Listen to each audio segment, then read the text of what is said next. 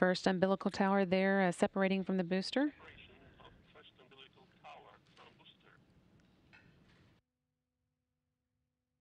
30 seconds now until launch. Ground umbilical to the third stage has been disconnected, and in just a moment the second umbilical tower will separate. Power on board. There's the second tower. Command for ignition, oxygen. Launch command has been issued. 7, 6, 5, 4, 3, 2, 1. Engine turbo pump at flight speed. Engines at maximum thrust. Lift off. And there is liftoff of the Soyuz MS-10 to the International Space Station, carrying Nick Hague and Alexei Ovchinin to the orbital complex. This again is Nick Hague's first time to launch to space, and Alexei Ovchinin's second.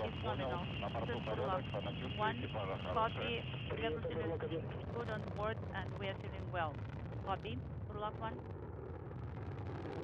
Hearing good first stage performance for the Soyuz, delivering 930,000 pounds of thrust from its 4 boosters and single engine. Again, the first stage of the Soyuz measures 68 feet in length and 24 feet in diameter. It's burning liquid fuel for the first 2 minutes and 6 seconds of flight.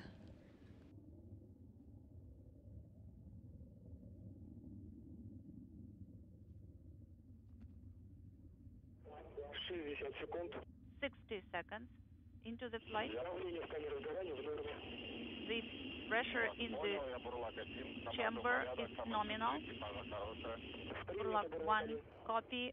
Everything is well on board. They're feeling well. Thank you. Copy. Everything proceeding as intended for today's flight. Now just a little over a minute into it. The velocity of the Soyuz is about 1,100 miles per hour.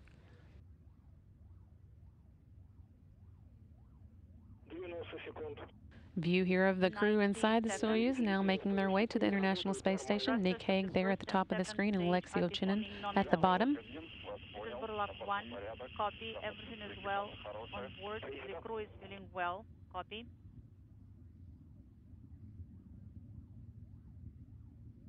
View here of the Soyuz making its way into space. Everything looking good, proceeding nominally. Inaudible. And we have the escape tower for the Soyuz now jettisoned.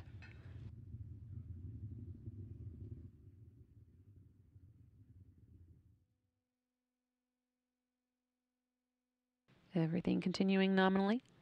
4 strap-on boosters have been jettisoned, and they've completed their job, dropped away at an altitude of 28 statute miles. Soyuz traveling about 3,350 miles an hour.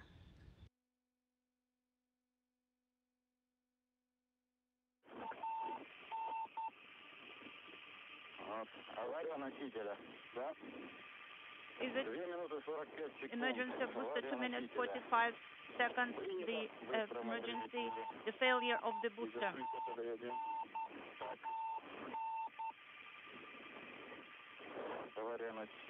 Failure of the booster. BS, yes, BS. Separation.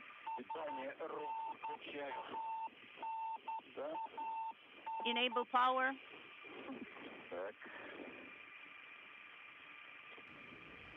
190 seconds into the flight, Soyuz traveling about 4,700 miles per hour. Don't be in a hurry. Burlaki, copy. We are in weightlessness, according to our sensations.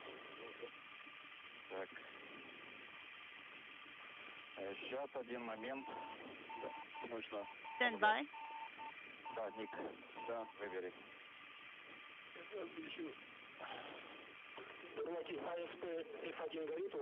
Burlaki, do you have F1 illuminated? 11:42:17. Failure. 11:42:17 is the time of the failure. F1 on SP is illuminated. Copy.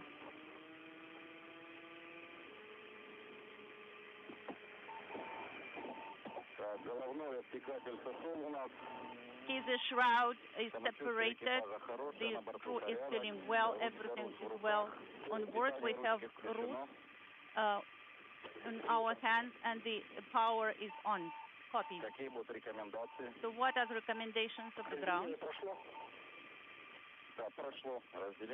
What about the separation? Did the separation go through? Yes, it did. 11:42:55. Buрлаки, did you deactivate Rus power? No. Did you activate the Rus power? Yes, the Rus power is on. ON. Now, please send BS command. Ballistic descent command is sent from Rus controller. Copy. 11:45:30. BS has been sent. We have the indicator illuminated.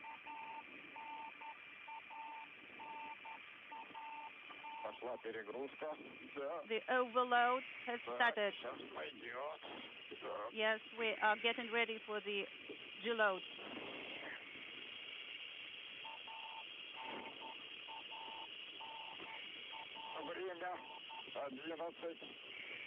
Time 12:46. Deload is 6.7. Copy.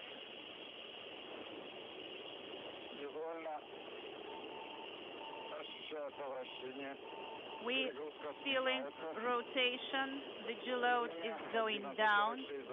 18:46:20. Deload is 272 and going down.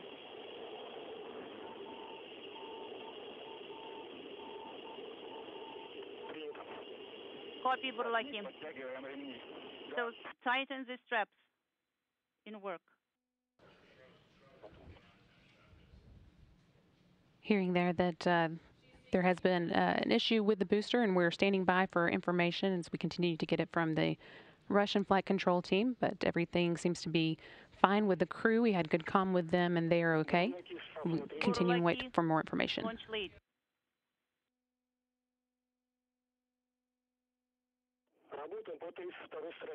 Let's go to page 32, 32.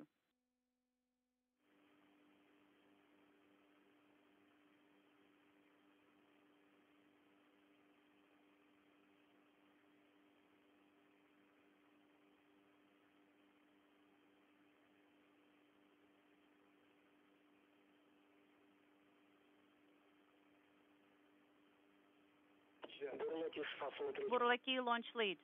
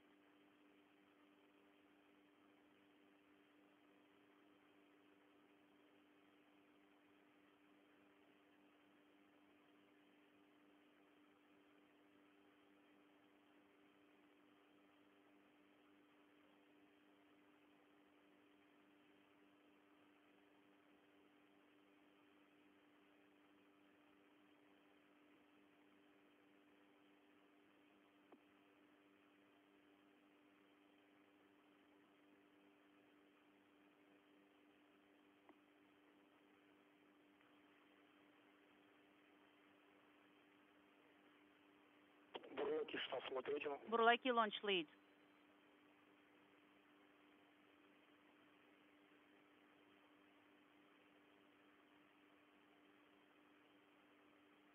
Team here in Mission Control is working with their counterparts in Russia, getting more information on the issue with the booster that has changed today's launch plan.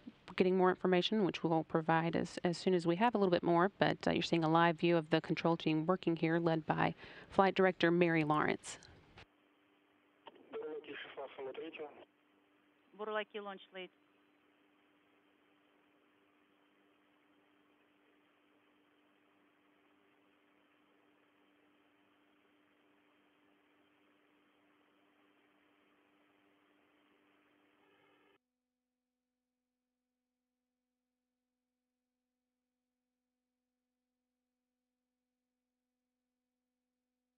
Burlaki launch lead.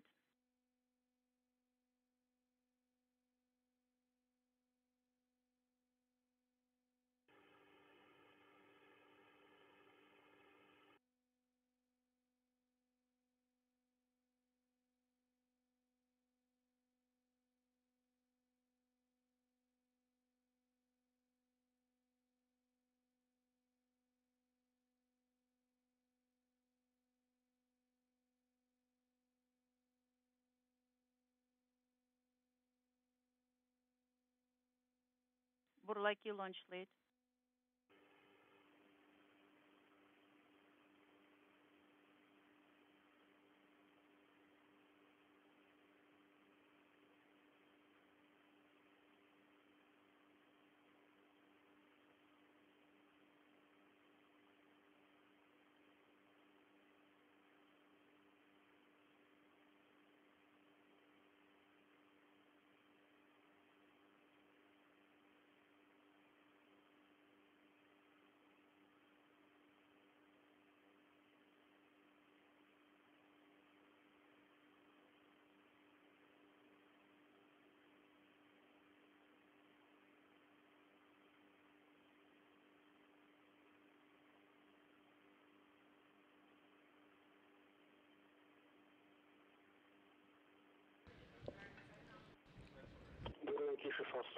Burlaki launch lead.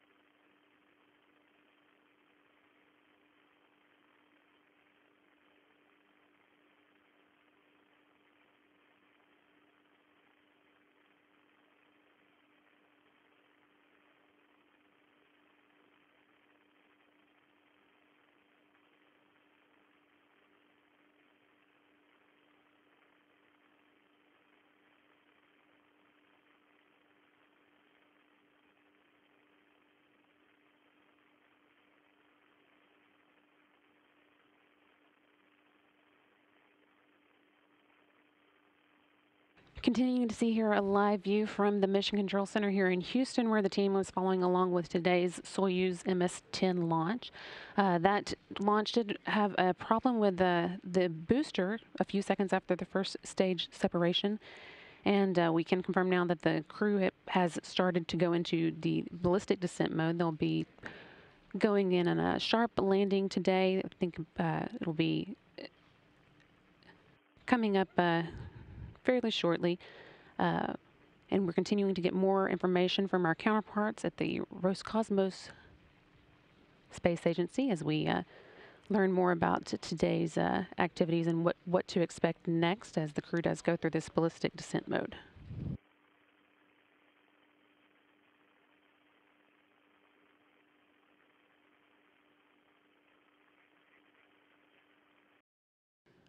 This is Mission Control Houston. The search and rescue forces who took off at 3:55 a.m. Central Time from Baikonur expected to reach the area where the Soyuz MS-10 descended at about an hour and a half later, so about 30 minutes into that flight. We are hearing already that the forces are in contact with Nick Hague and Alexei Ovchinin on board the Soyuz, and initial reports are that they are in good condition. We will stand by for more, but again, they expected to take about an hour and a half to reach the region where the Soyuz landed east of Jeskisgan, following a ballistic descent landing